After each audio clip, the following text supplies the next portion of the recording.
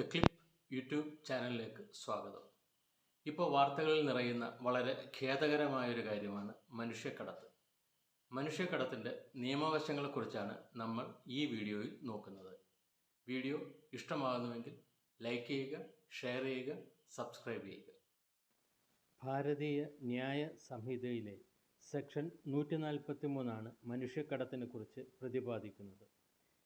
വ്യക്തിയെയോ വ്യക്തികളെയോ ചൂഷണത്തിനായി കടത്തിക്കൊണ്ടുപോവുകയോ പാർപ്പിക്കുകയോ കൈമാറ്റം ചെയ്യുകയോ മറ്റൊരാളിൽ നിന്ന് കൈപ്പറ്റുകയോ ചെയ്താൽ അത് മനുഷ്യക്കടത്താണ്.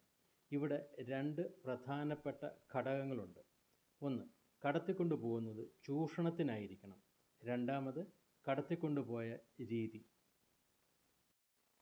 ചൂഷണമെന്നാൽ ശാരീരിക ചൂഷണം, ലൈംഗിക ചൂഷണം, അടിമപ്പണി, അടിമപ്പണിക്ക് സമാനമായ പ്രവൃത്തികൾ, ഭിക്ഷാടനം, അവയവക്കൊള്ള, ദാസ്യവൃത്തി എന്നിവ ഉൾപ്പെടും.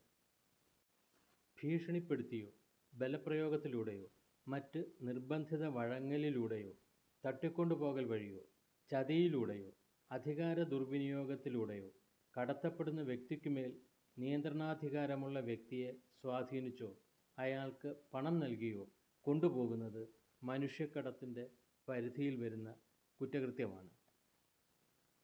നമ്മൾ പ്രത്യേകം മനസ്സിലാക്കേണ്ട ഒരു കാര്യം, ഈ കുറ്റകൃത്യത്തിൽ കടത്തപ്പെടുന്ന ആളിൻ്റെ അല്ലെങ്കിൽ ഇരയുടെ സമ്മതം അപ്രസക്തമാണ് എന്നതാണ്. ഇനി മനുഷ്യക്കടത്തിൻ്റെ ശിക്ഷ എന്തെന്ന് നോക്കാം. മനുഷ്യക്കടത്തിൻ്റെ ശിക്ഷ ഓരോ കേസിൻ്റെയും വസ്തുതകൾ അനുസരിച്ച് മാറിക്കൊണ്ടിരിക്കും. കടത്തപ്പെടുന്ന വ്യക്തികളുടെ എണ്ണം ഒന്നോ അതിൽ കൂടുതലോ ആയാൽ ലഭിക്കുന്ന ശിക്ഷയല്ല കുട്ടികളെ കടത്തിക്കൊണ്ടുപോയാൽ. പൊതുസേവകനോ പോലീസ് ഉദ്യോഗസ്ഥനോ മനുഷ്യക്കടത്തിൽ ഏർപ്പെട്ടാൽ ശിക്ഷ വർദ്ധിക്കും. പൊതുവെ പറഞ്ഞാൽ 7 വർഷം മുതൽ മരണം വരെ തടവ് ശിക്ഷ ലഭിച്ചേക്കാവുന്ന കുറ്റകൃത്യമാണ് മനുഷ്യക്കടത്ത്.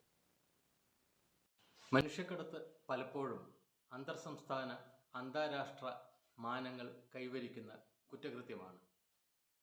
ഉദാഹരണം പറഞ്ഞാൽ, അടുത്തിടെ റഷ്യയിലേക്ക് വിടുന്ന ജോലി നൽകാമെന്ന് പ്രലോഭിപ്പിച്ച് മലയാളികളായ ചെറുപ്പക്കാരെ കടത്തിക്കൊണ്ടുപോയി. അതുപോലെ ഇവിടുന്ന് IT വിദഗ്ധരെ, IT മേഖലയിൽ പ്രാവീണ്യമുള്ള ചെറുപ്പക്കാരെ തായ്ലൻഡിലേക്കോ മറ്റോ കടത്തിക്കൊണ്ടുപോയി അവരവിടെ അടിമ സമാനമായ പ്രവൃത്തിയിലാണ് ഏർപ്പെട്ടത്.